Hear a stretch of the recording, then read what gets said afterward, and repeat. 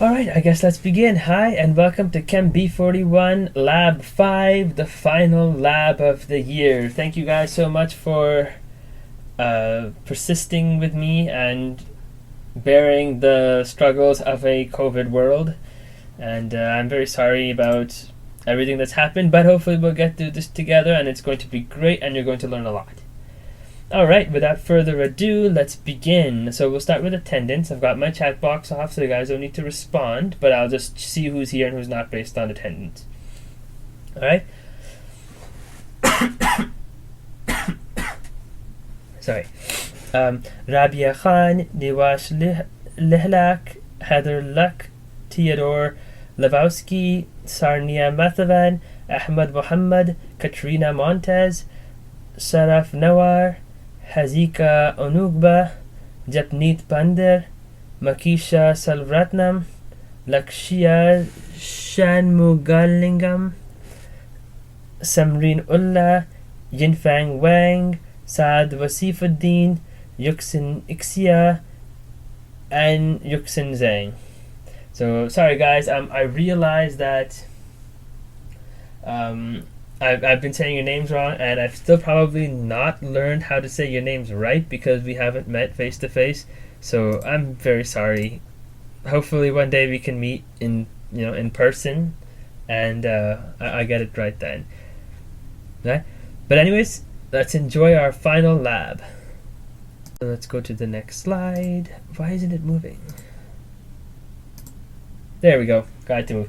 Sorry, there's literally, the sun has just changed, and it's like, this is like peak sunrise kind of time for me here in my time zone, and the sun literally just gets in my eyes. It's actually gotten much nicer. The weather is way nicer. The sun's much brighter. Overall, great. Anyways, that's enough about me and my great weather here. So welcome to Experiment 5. Oops. Experiment 5. Maybe we should start here. Experiment 5, which is the synthesis of caffeine and SN2 versus SN1 reactions. On today's agenda, we're going to talk about Experiment 5 theory as nucleophilic substitution reactions, refluxing, and Experiment 5 procedure. We're just going to have videos and we're going to show you, and you're going to love it. Alright, some key terms that I think is important for everyone to know. A nucleophile. So nucleophile, like ophile, is like Latin for loving, right? So nucleophile is nucleus loving, right? So they're attracted to positive charges. If you could guess, they're probably negatively charged, right? Not necessarily negatively charged, but almost all negative charges, if not all of them, are going to be nucleophiles, right? Take, for example, ammonia, NH3. Not technically a negatively charged molecule, but still a nucleophile, right? And oftentimes they are electron donors, right? Which are Lewis bases, right? If you guys remember your Lewis base, Lewis acid base, and now the sun has moved here. The acid base theory for Lewis acids and bases. Lewis bases give donate electrons. Lewis acids accept. Right? So speaking of Lewis acids, electrophiles. So same concept, electrophile, electron loving groups.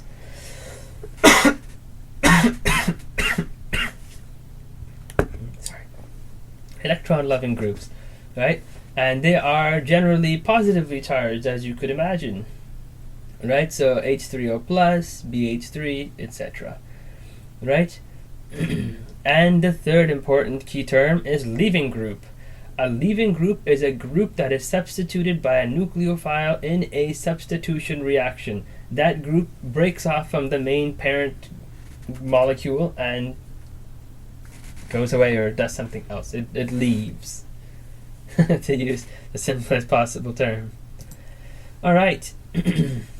Nucleophilic substitution reactions. Now, I understand you guys have already gone through this in lecture, so I'm not going to go over this in too much detail. I just kind of skim over some of the concepts here, and if you have any questions, I'll post my email again, and feel free to email me, and we'll go from there. Alright, SN1 reactions. So SN1 substitution nucleophilic unimolecular, right? What does that mean, unimolecular? It means that only one molecule is involved in the rate determining step, right? So that's where the 1 comes in. SN2 is substitution nucleophilic bimolecular type of reaction, right? Which means that there are 2 molecules involved in a rate determining step, right? So that's the difference between SN1 and SN2. So what you can think about is S stands for substitution, N stands for nucleophilic, and the number stands for whether it's 1 molecule involved or 2 molecules. Right? So that's what SN1 and SN2 stand for. Alright, here we have an example of an SN1 reaction. Right? So here we have a molecule with a bromine attached to it, right? With the bromine is the leaving group, right?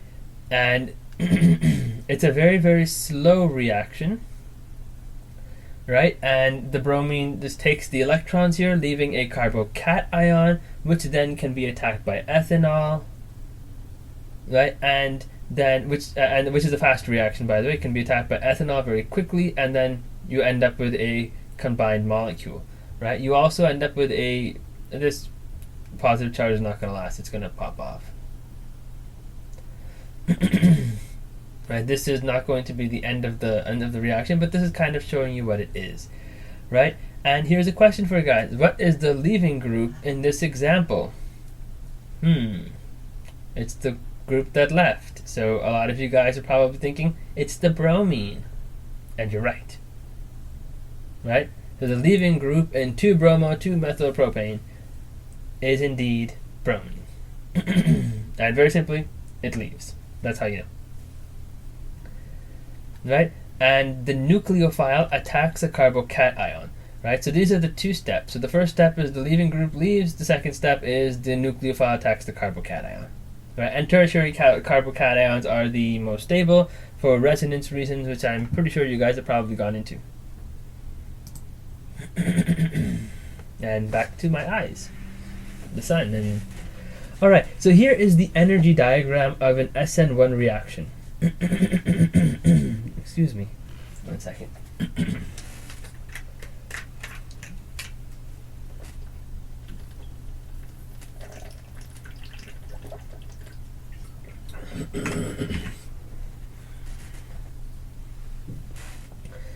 Alright, so here we have our 2-bromo-2-methyl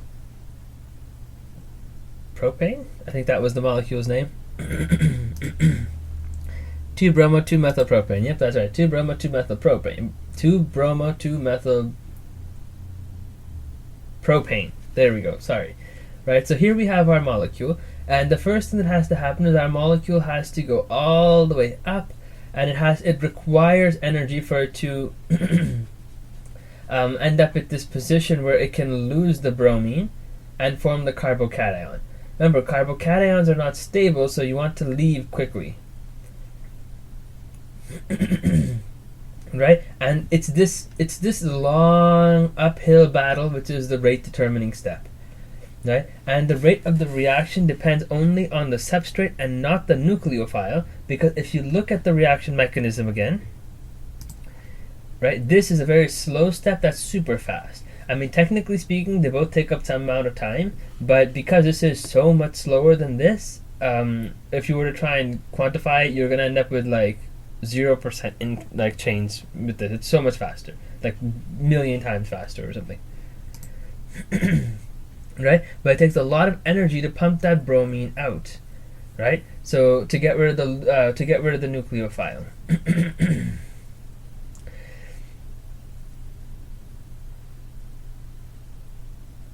And yep, they're just showing you that first the bromine has to leave, the carbocation forms, then you get attacked by the OH group to get your molecule.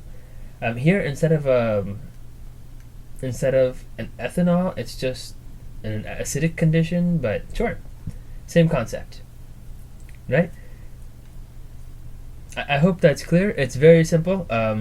First you pop off the bromine, right, which is the rate determining step. It's slow, it requires a lot of energy, right? Then you can have a quick reaction with the hydroxide group, right? And then you end up with a slightly different lower energy for your molecule. Right? The molecule should end up at a lower energy level. If it ends up at a higher energy level, then it's gonna go backwards. Right? All right. SN2 reactions. Right? SN2 are one-step reactions. They're not two steps. So this is where it gets a little bit confusing. SN1 reactions have two steps. SN2 reactions have one step. Right? A little bit difficult to kind of grasp, but if you just remember that the numbers only correspond to the number of molecules involved, I think it should be okay. So that's how I do it and prevent myself from getting confused. I remember it only has to do with the number of molecules, and the more molecules you have, the fewer steps you're going to have. That because you can't have so many molecules, like, do it at different times. So anyway, so SN2 reactions are one step. You have your nucleophile attack the carbon, right? And you have the leaving group leave, right? The electrophile leave, right? And this all happens at the same time, right? The nucleophile attacks from the backside and the leaving group leaves at the same time. So here's a question you guys might be wondering. Why does the nucleophile attack from the backside? Right? Why? What's the point of that?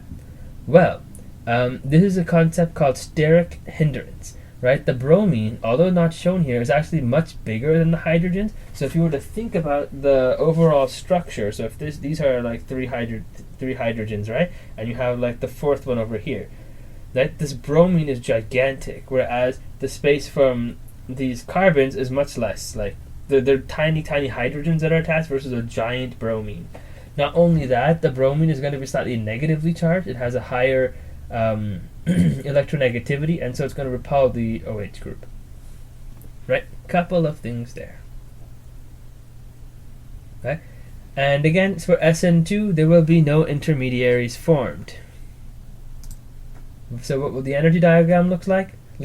It looks like this, where initially you have your your reagents, then you have this weird phase where you have multiple things attached.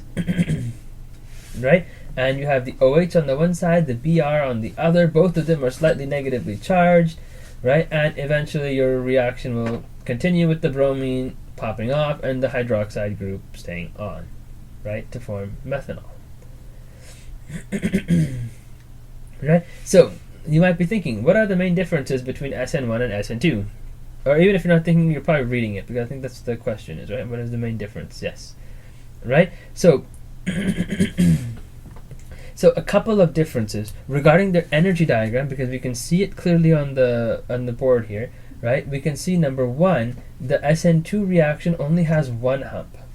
SN1 had two humps. Right? And so that's a major difference. And that corresponds to the number of steps in the reaction. Right? The second difference is that in SN1 reactions, the rate determining step is the removal of the leaving group. Right? Attack by the nucleophile occurs later in the second step. The rate determining step is determined by only one group. Whereas in SN2 reactions, it's determined by both the substrate, like the leaving group, and the nucleophile.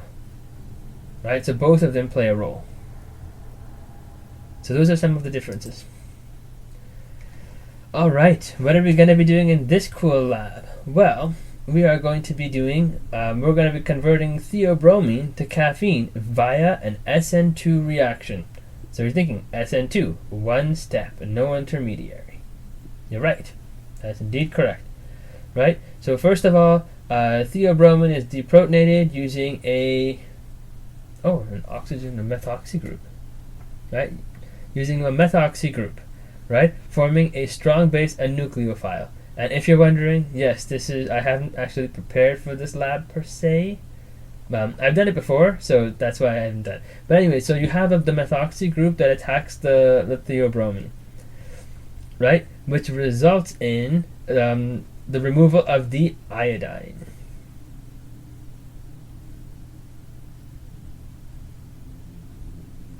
Over here.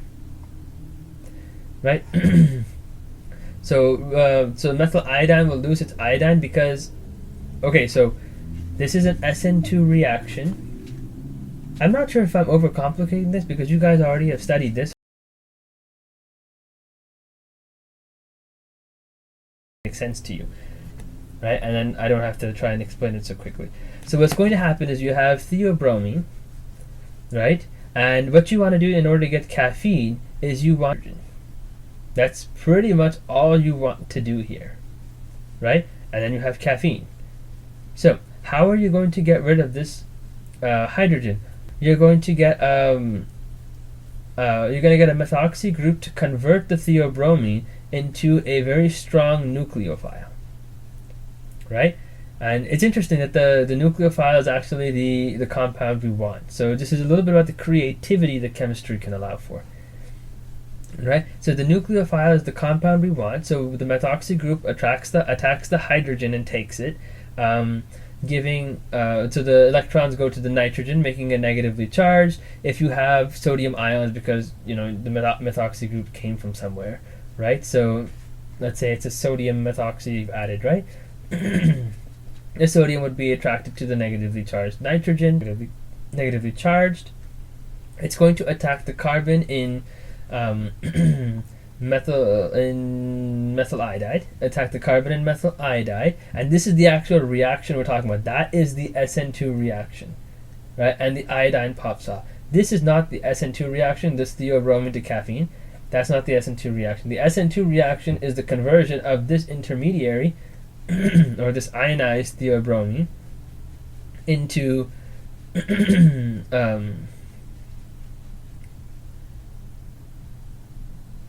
I lost my train of thought. But basically we want to convert this. This is the SN2 reaction we're working with. We're going to convert this hydrogen here to a methyl group through these means, right? By converting it first to a nucleophile, which is then going to attack the methyl iodide, and you're going to go from there. Hopefully that's clear. Refluxing. So refluxing is used whenever you want to speed up a reaction because increase in temperature increases the reaction rate, right? Because it gives it energy to get to that first hump. Remember the first hump in the energy diagram? So that's where heat comes in. But it also, because the reflux the reflux tubes are quite long and they're cool, so that even though you're heating it, the vapor isn't escaping. Right, so that's the purpose of refluxing, and we're going to be using it in this lab, as you will see in the videos. Procedure.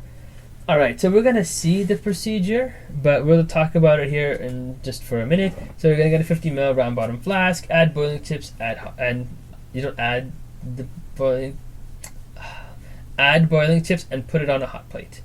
Right? You're going to mix 0.10. That is the weirdest way to say it. 0.1 grams of theobromine, 3.0 mils of methanol, and 0.06 grams of sodium methoxide.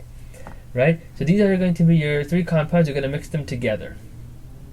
Right? And then you're going to add 1.2 mils of methyl iodide, right? And transfer into the 50 ml round bottom flask. Right? And boiling tips are important because you want to have an even heat. You don't want things to explode.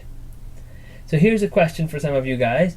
Why do you want to add everything else first and the methyl iodide later? Well, this would ordinarily be where I would interact with you guys, or actually ordinarily I would be yelling this to you guys in the lab and you guys would be doing it hands-on and it'd be great, we'd all be loving it. But anyways, I'm just going to answer. Why? Well, because you want to give ample time and you want the reaction to start.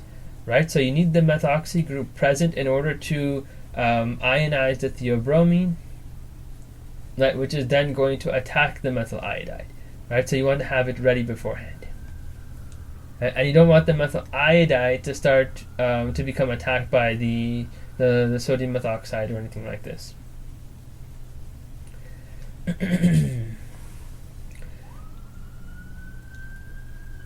And hint, SN2 reaction, and the reason why is because you want to get ready for the SN2 reaction, because the SN2 reaction will require both the methyl iodide and the ionized theobromine in order to work. So you need both at the same time. If one of them is lacking, for example, if theobromine hasn't ionized, then the reaction won't go. Alright, then you set up the reflux, right? And you reflux for 1 hour. After reflux is complete, you'll boil off the solvent, and then you'll add 5 ml of DCM to the round bottom flask. The DCM, by the way, is highly nonpolar and will dissolve any nonpolar compounds. Alright, let us begin. Okay, so here's where things are going to get a little bit crazy, because there are like 7 videos I'm going to show you guys. And I've already got them here, so we're going to hope that everything works great. I'm going to raise my volume just to make sure you guys can hear everything. Actually, I can put on my headphones. Alright, here you go. So we have quite a few of these. And hold on, I think the volume's off. Hold on, I'm going to turn this off. You guys can hear me. I think there's a volume problem, but I'm not even sure if there is volume, to be honest. Okay, there's no volume, so you're not missing much.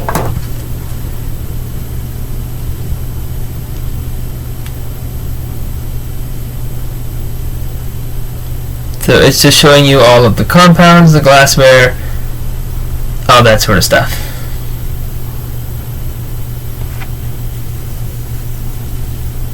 Here is the final bag and everything you're going to put in. More equipment you're going to use, rubber bulbs, a syringe, the TA fume hood that'll have all of the chemicals in it, hot plate, everything nicely labeled.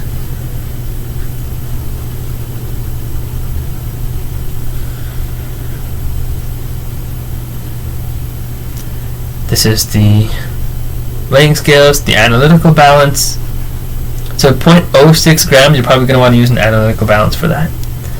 Alright, that was the first. Second step. So, here we go, second step. Here we are cleaning the analytical balance. You want to make sure that it's calibrated, so the circle should be in the, like there's a bubble, and that bubble should be inside the circle. It just means that the scale isn't like tilted or anything, right? It's just, it's flat straight. So tare it, add your RBF.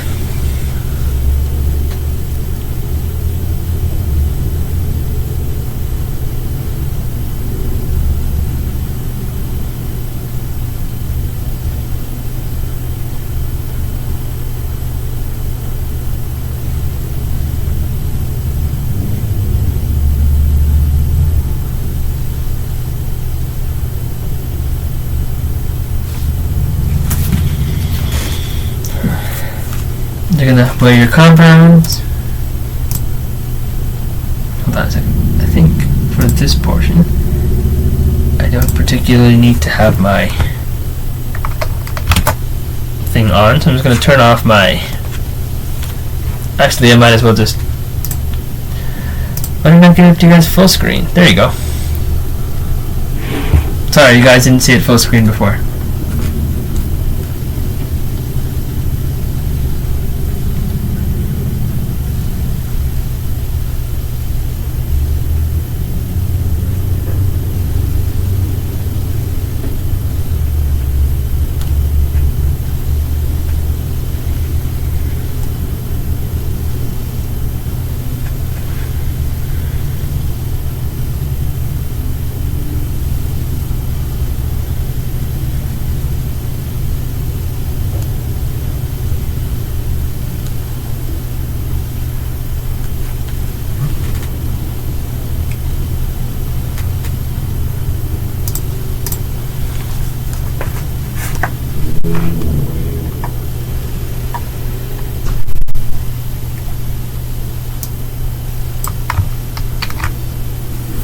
I think the videos are pretty self-explanatory, so I'm just going to let them go on.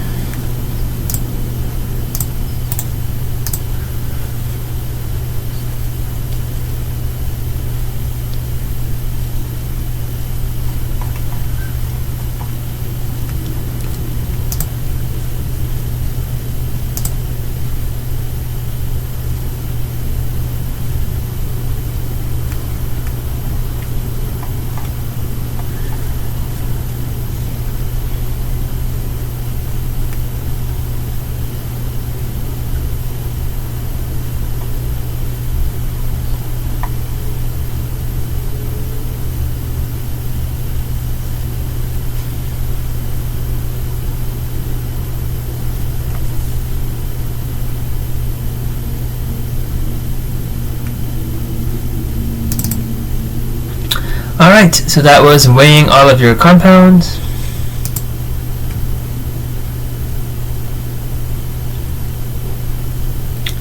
So here we're going to dissolve the compounds. Sodium methoxide and methanol. I think it's very straightforward. I'm just going to let you guys watch.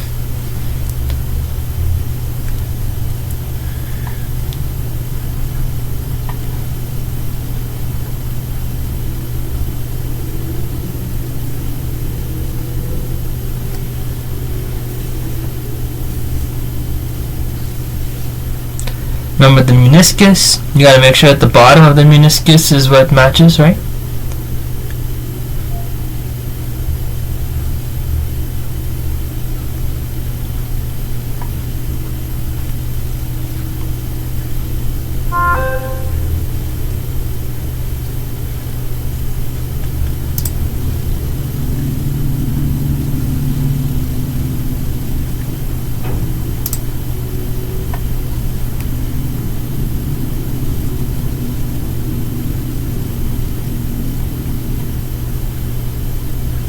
Shaking hard to make sure you dissolve it all.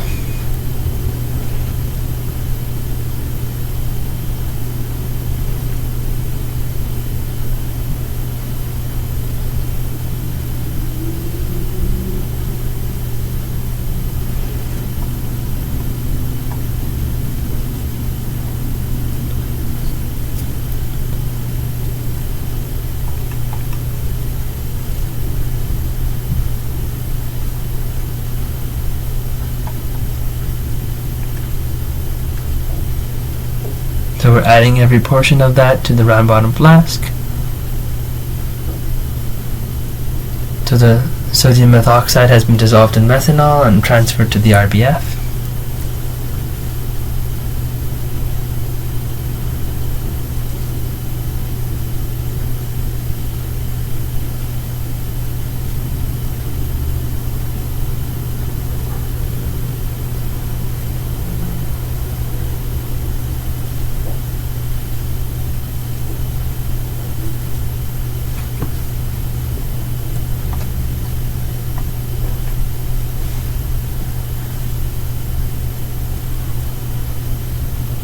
Iodomethane is being added now, using a syringe to make sure you get the correct amount.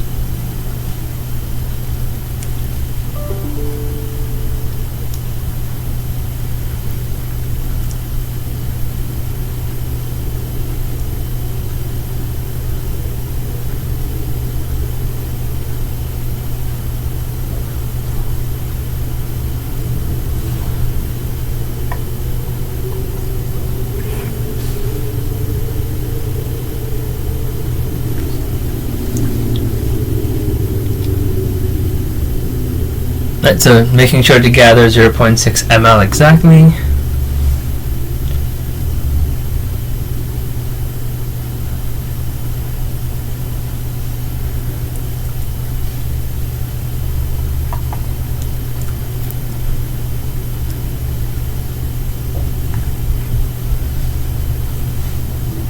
Add another 0.6 ml aliquot. Oh, the reason is because I don't think this is a 1 ml syringe. It doesn't have 1.2. Otherwise, if you had a larger one, you could probably get all of it at once. But anyways, he's doing his best, and that's what counts.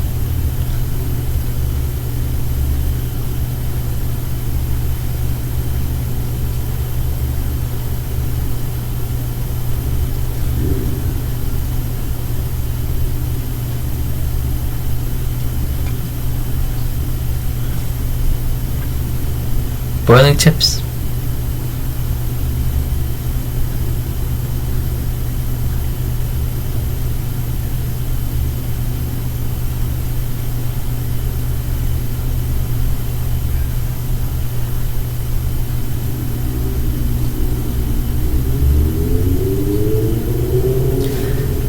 Alright, so that is us adding all of the components together.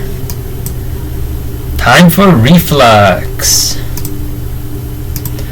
So, hold on.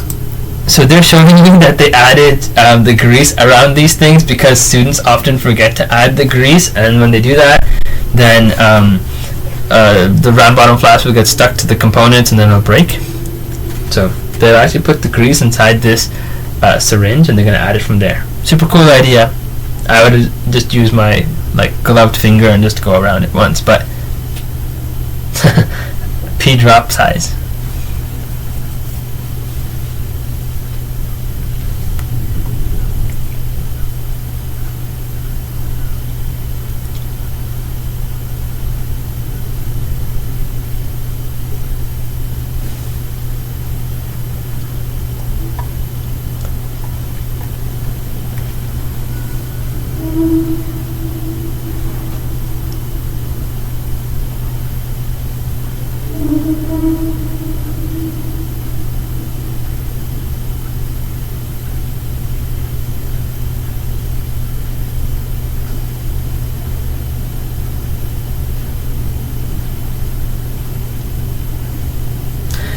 I thought that was kind of interesting. So whenever you guys start doing these sorts of experiments, you'll notice that they attached everything and then moved the hot plate up.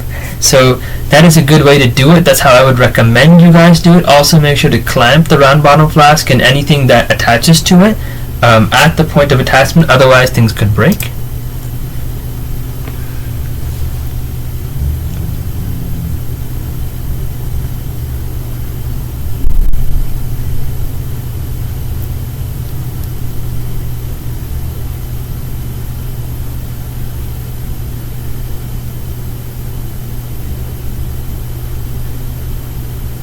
Again, you want water in, right, and then water out so that it fills up the whole thing.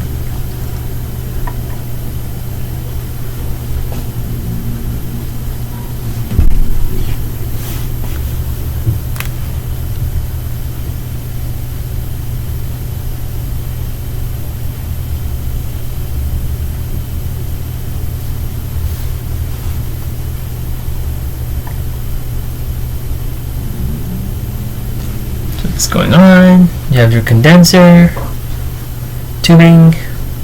Remember, water in fills up, then water out. Yep, water in is at the bottom. It fills all the way up, then comes out. It's very important. That way it fills up. If it happened the other way, water would be coming out before going in. So here we can see the reflux stream, which is the vapor. Right? We don't want the vapor to go too high. We want it to stay near the bottom. It's condensing back in. That's important.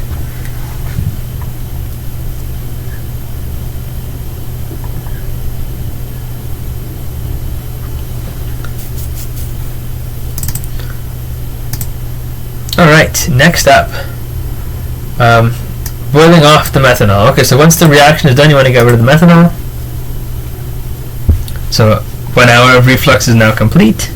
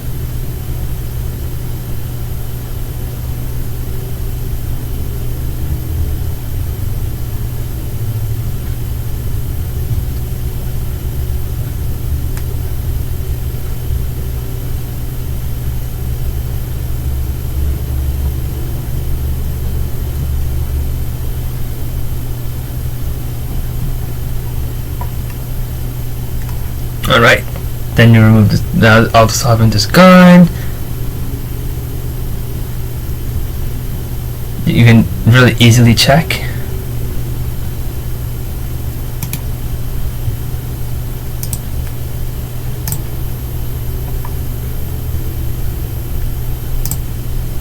See, you can see, like, there's no solvent left. All methanol is gone.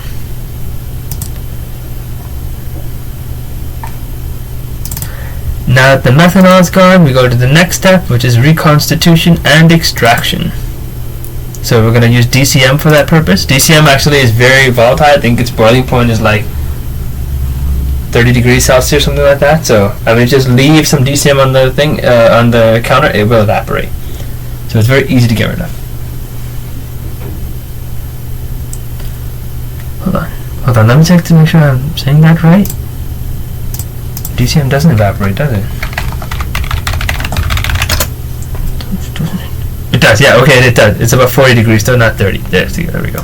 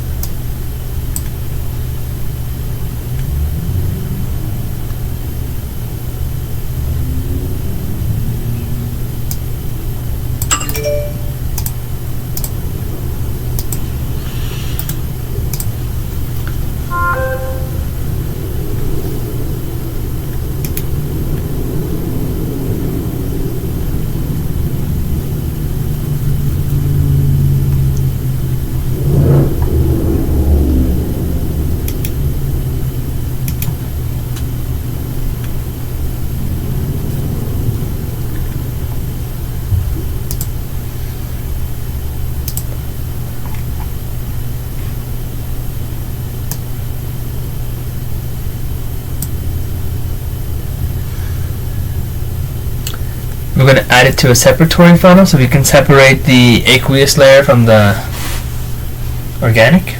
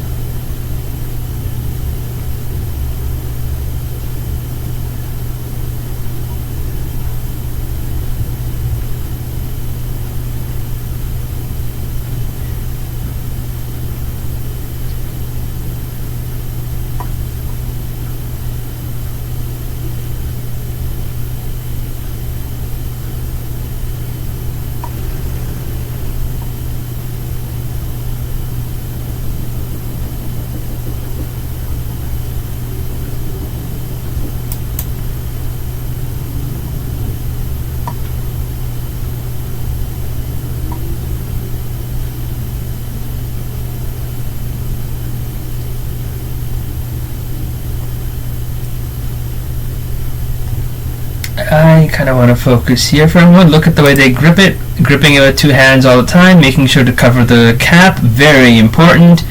Pointing away from yourself into the fuel in case something horrible happens, it doesn't hit you or your friend. Right? And swirling hard. Like, it's not like gentle swirls, it's pretty hard.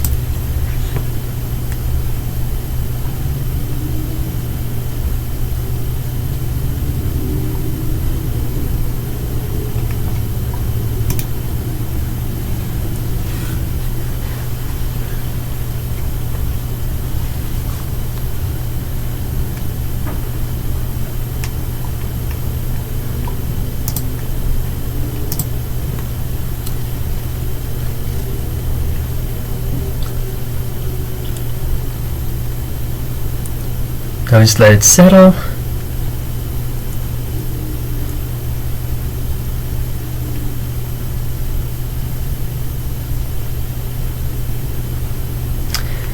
So usually we have the case that the aqueous layer is more dense than the organic layer, right? Because water has a density of 1, whereas ethers and stuff have a density of like 0.7, right? Or 0.7 or 0.8, right? In this case, DCM, I believe, has a density of 1. I'm going to guess it, 1.4. 1.33. I'm off again, but only by a little bit, right? 1.33. So it's actually more dense than water, and it's very highly hydrophobic.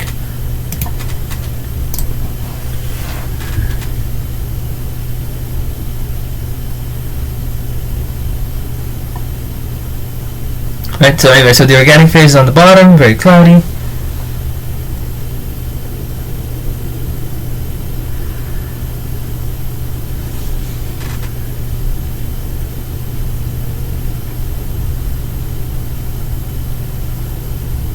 And making sure to get, okay, this is important, they left a little bit of it in there still, so they're not fully done.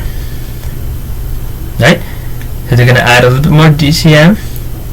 So why would they want to do that? Well, one of the reasons is because they want to make sure they wash all of it away. So they got rid of the bulk of the DCM. Now they're going to add fresh DCM and also go through obviously the round bottom flask in order to make sure that they dissolve all of it.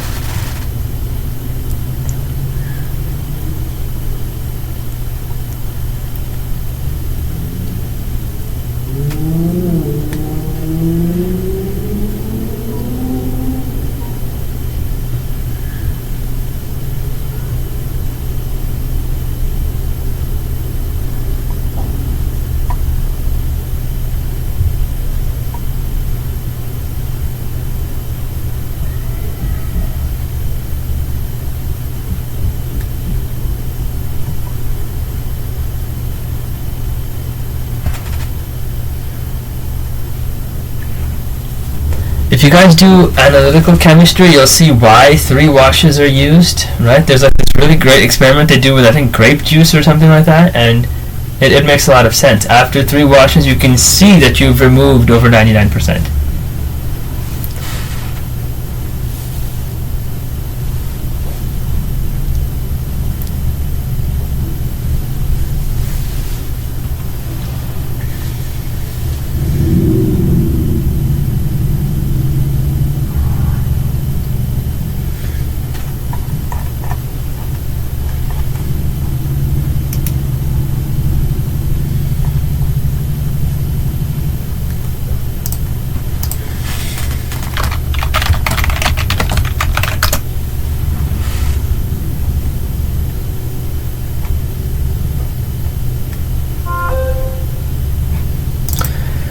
Alright, next up.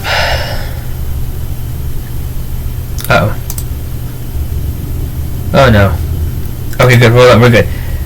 So we've removed the aqueous phase, right? So we're going to dry and decant now. We've removed the organic phase. I'm so sorry. Right? We're going to add anhydrous sodium sulfate. That'll remove any water that might be present. Remember, caffeine is a very hydrophobic molecule, right? So it's going to be in the organic phase.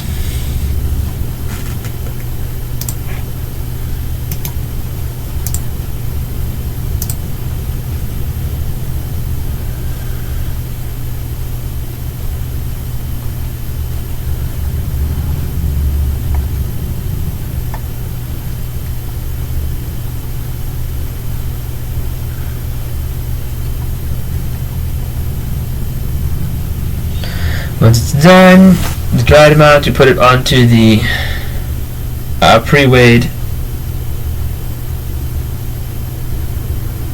beaker. So I'm going to pour it in. And as I mentioned, DCM will just evaporate even if you just leave it at room temperature on the bench. So they're making sure to decant. They don't want any of the solid stuff to get in there, right? That sodium sulfate, you don't want that. And notice how the sodium sulfate, it's not like a mush, which means that there's not a lot of water in there to begin with.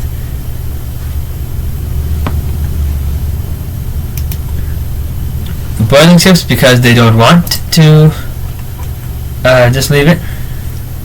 Right, they're going to heat it up.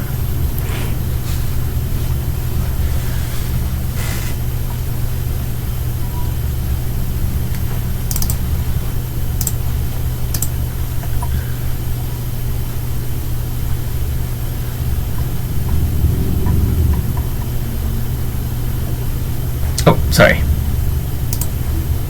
Keep forgetting to put it on full screen.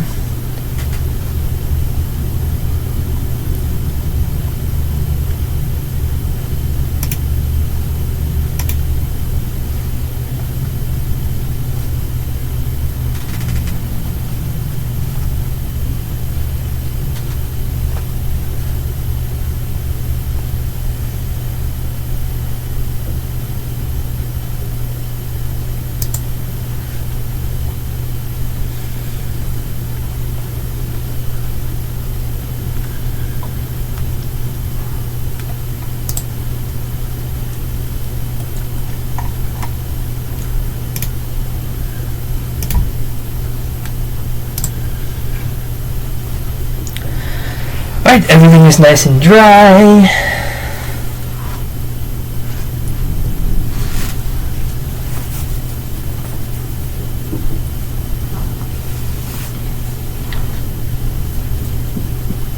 There you go. I'm actually going to go back and let you guys... No. You guys are going to get real values from the professor anyways. Alright, so there you go. That's the dried. This is the melting point. So you've seen this before. So hopefully there's nothing new. There's no sound in any of this, by the way, guys, so don't worry.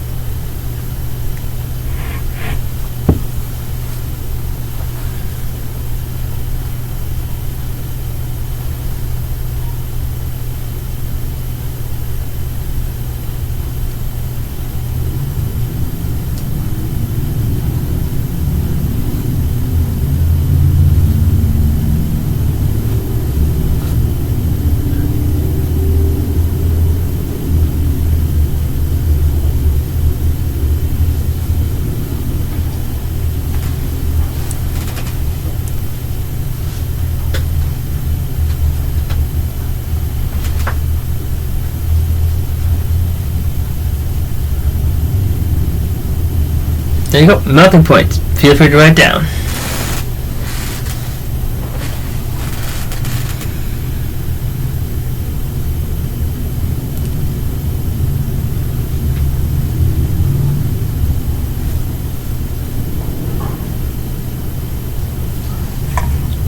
Almost done, guys.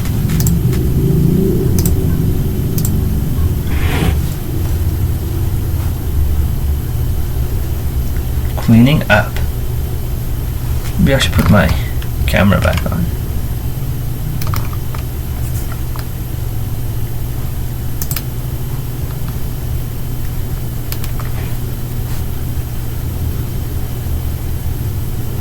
Okay, now I'm gonna keep my camera off.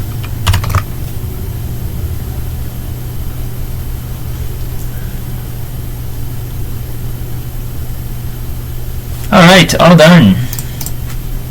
Now you guys know how to synthesize caffeine because you've watched videos on the matter. Don't worry, guys, it seems like you didn't learn much, but I'm sure you definitely did, and once you get into the lab, whenever it happens, they'll definitely make sure to train you. So don't worry about if you feel like, you know, you're missing out or anything. You're definitely not. Alright. So, we are actually way done because we didn't wait for all this stuff. What's this? Oh, transfer to the separatory funnel. Stuff like this, which is the organic layer. As I mentioned, the organic layer is the bottom layer this time around because of the higher density of DCM. Extraction, drying, decanting, evaporation, melting point, termination, cleanup. Very important step, cleanup. I often am near the end of labs, and I kind of miss this now, but I used to yell around, there are 15 minutes left, you must clean up your desk or your fume hoods, otherwise you will lose marks. That's great. Great times. Anyways, SN2 reactions. Effect of substrate structure. Okay, so there's actually something else that's going to go on, and I think this is a separate experiment. So you're going to add 2 mils of sodium iodide to 3 test tubes, and 2 drops of 1-bromobutane to the first, then 2 drops to the second, and 2 drops... 1-bromobutane to the first, 2-bromobutane to the second, and then 2-methylpropane to the third. Right, and you're going to look at the effect of structural difference. What structural differences make? These are all very similar compounds, and don't worry about the actual structure. You'll see it in a minute. Right? And you're going to record the time it takes for precipitation to occur. Alright, video time. Okay, I'm going to close this. Yep, close all of them. So I wasn't able to download these videos this time around. I just wasn't given permission. Like, it wouldn't let me online. So that's why we have to depend on my internet connection here. But I'm sure it's working out pretty well today, I think. So, effective substrate structure. So here we go. We're doing literally what I just said.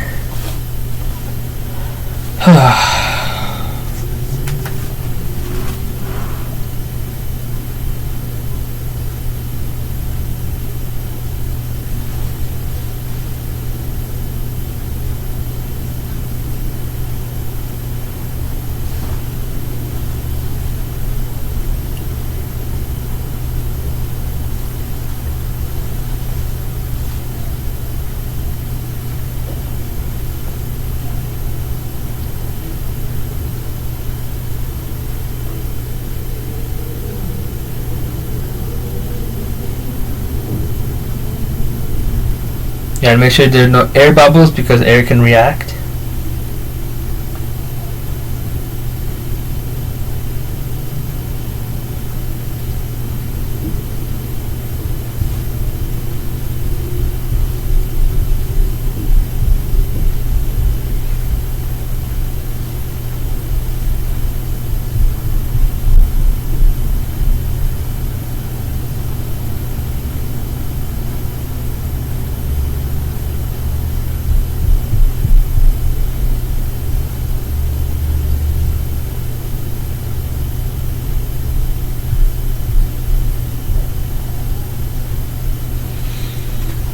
Go, just about to add it.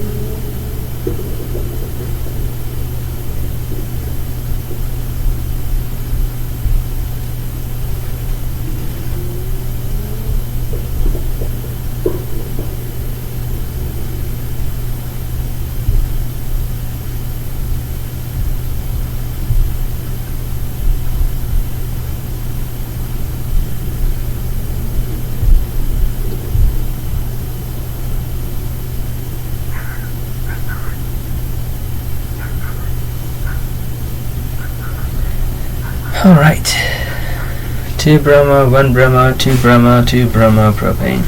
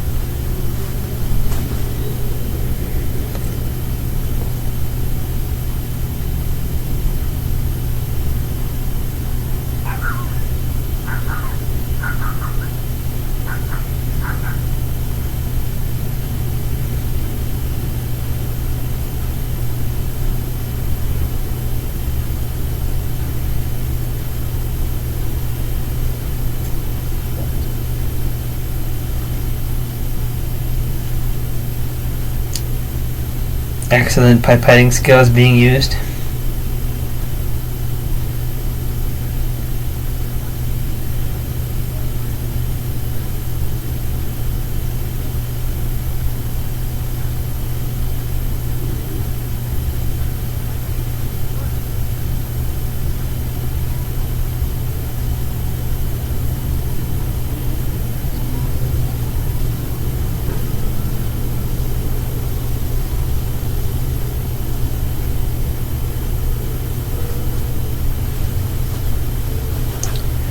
Alright, they set the timer.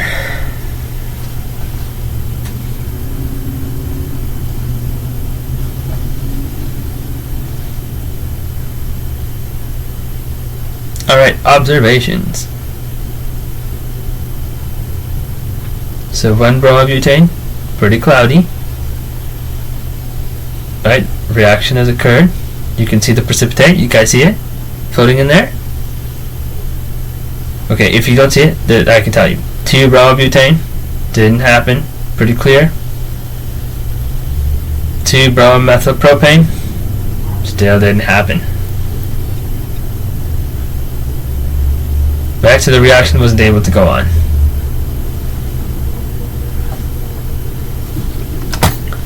Let's look at this for a second.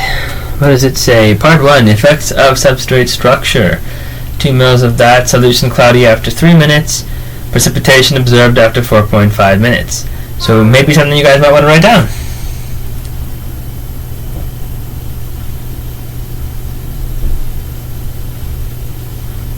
Okay, I think you guys probably wrote that down. The others did not react. So we noticed that the least bulky group, right, the 1-bromobutane, had the simplest, or had the greatest reaction. Let's continue. Clean up.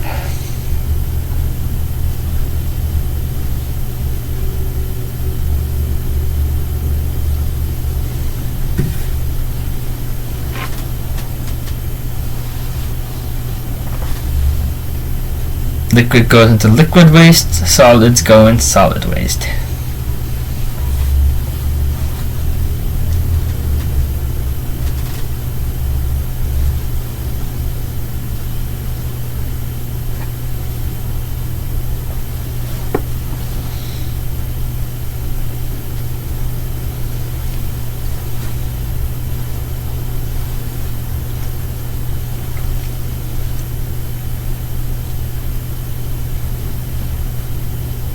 Right, all solid wastes go into the green bin.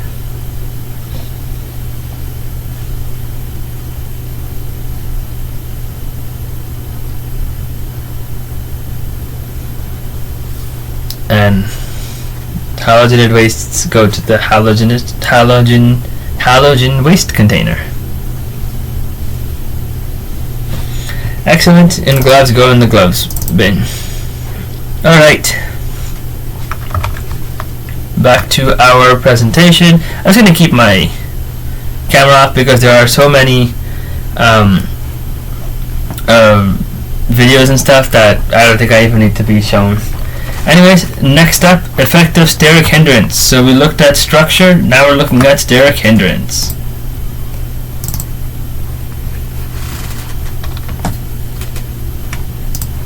There you go.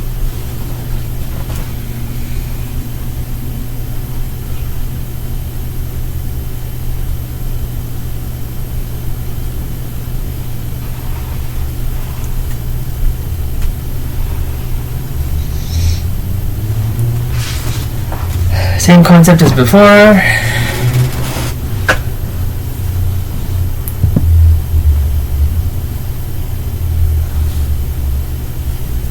Except now we're comparing 1-bromobutane to 1-bromo-2-methylpropane.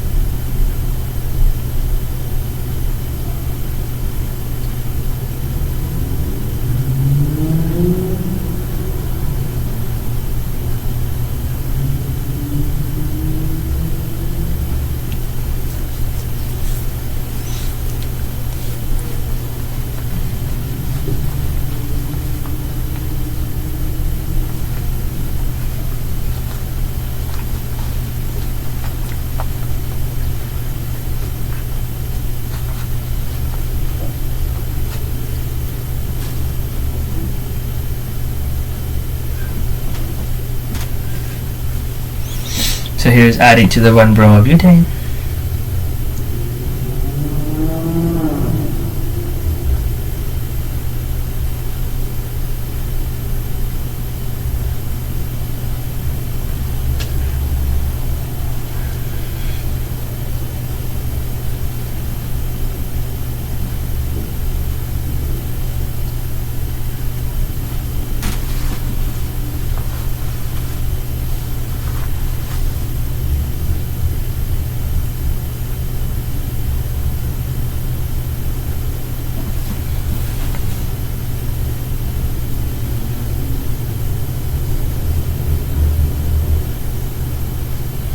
Filming it up so stuff doesn't evaporate.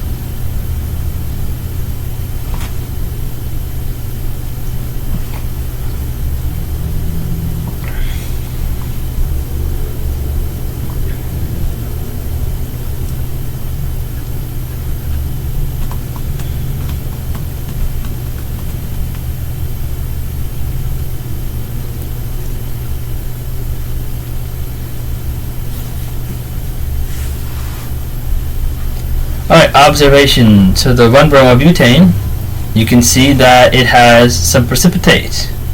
The 1-bromo-2-methylpropane, nothing. Just dust, not precipitate.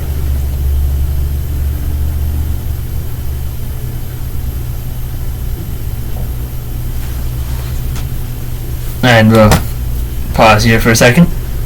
Or not. Okay, sorry. I meant to pause. It didn't pause.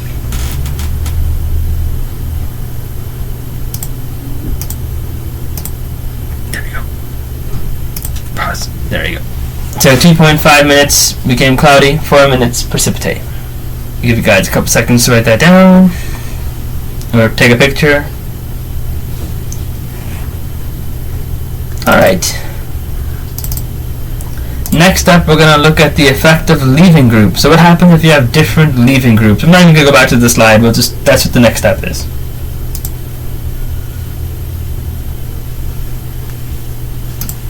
Everything we need will be mentioned in the video here.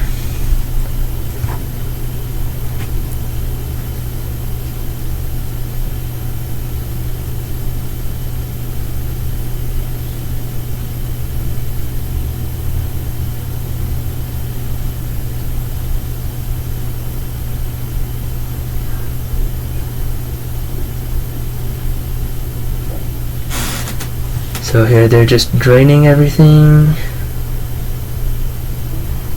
They're gonna add it.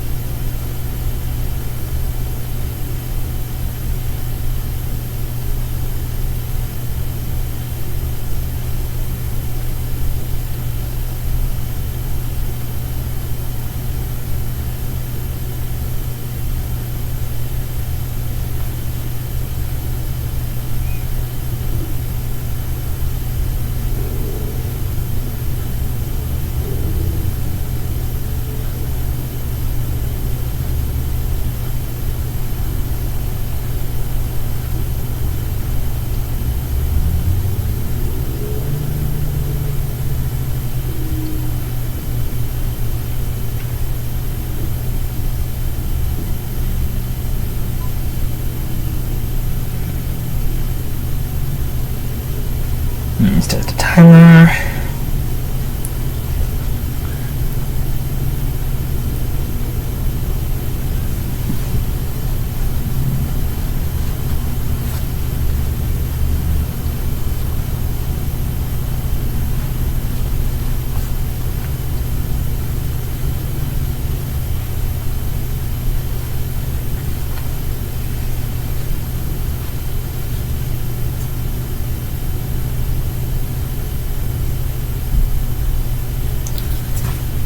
So very slight, maybe a little bit precipitate. Yeah, okay, there it is. Lots of precipitate.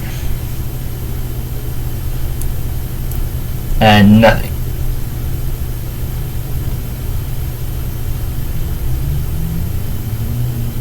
Nothing at all. I don't know why they don't clean their tubes first. You know, remove the dust. And I'll let you guys write this down. Solution became cloudy after 40 seconds. The other one, in 2.5 minutes, you could see precipitate.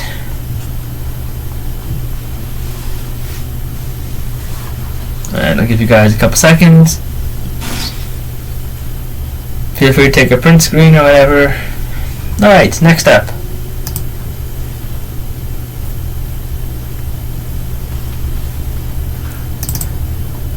Alright, and finally the effect of substrate concentration. So it's the same compound, just different concentrations.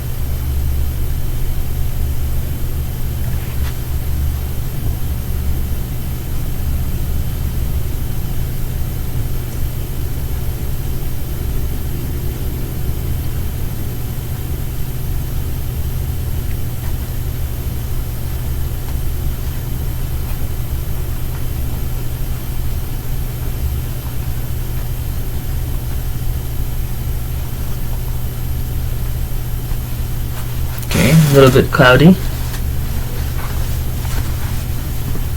You can see precipitate there, so 2 molar, you can see more precipitate. So, hold on, it never works. Sorry guys. Let me go back here.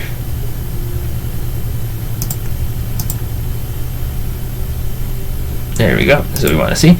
So, the lower concentration of 1 molar, it took 2.5 minutes for it to become cloudy and 4.5 minutes before precipitation was observed.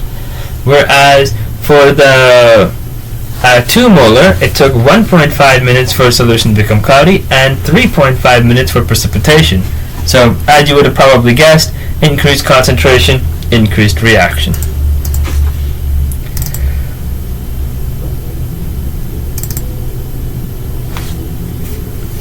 Alright, so I think we're done with this. Close. Yep. No, don't exit. Oh, sorry. So yeah, we went through all of these. SN2 effective leaving group. Substrate concentration, we just saw that. Alright, things to do before lab 5. Review appendices for extraction and reflux. This is all stuff you should do beforehand. And good luck on your lab. Your last lab, don't forget there is a lab test. Right? So, this is actually stuff you were supposed to have done beforehand.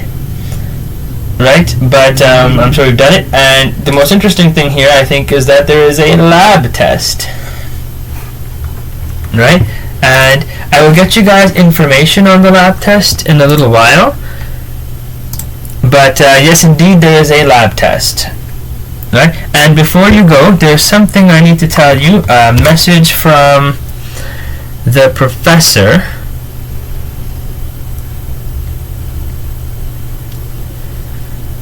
Here we go. Okay, so I'm just reading the email here. So, do not write down the values you saw in the videos on your sheet, your data sheet, right? You're going to have to go onto an Excel file, and the Excel file is going to give you separate predictions, and all the data will be in an Excel file that you have to use, right? So do not use the numbers and the values you saw in the videos. You're going to be using the values given to you in an Excel file for this lab. So generally speaking, SN2 reactions are faster for primary cations. All of the stuff you just saw in the previous video, higher concentrations, faster reaction rate, these sort of stuff, right? And just to make sure that's clear, just so you're aware, SN2 reactions are faster for primary carbocations, then secondary, and then hardly occur for tertiary. Right?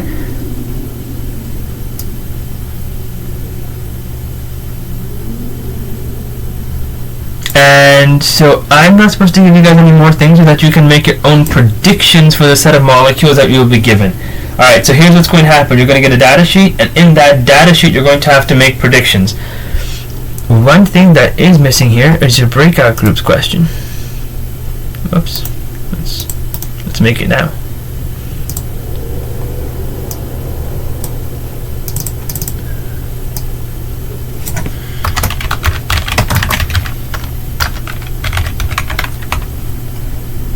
Wow, cannot spell.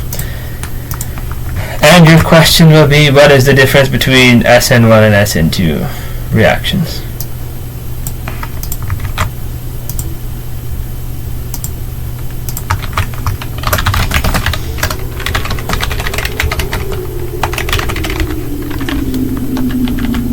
ENC.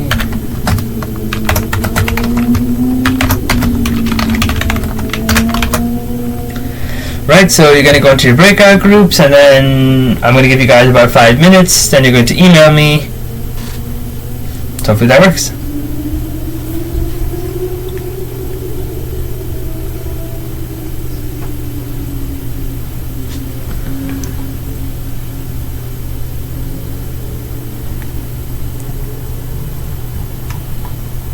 And I think at this point we are pretty much done the lab. You guys all probably have questions about the lab quiz, which I need to find out about. The lab test, I mean.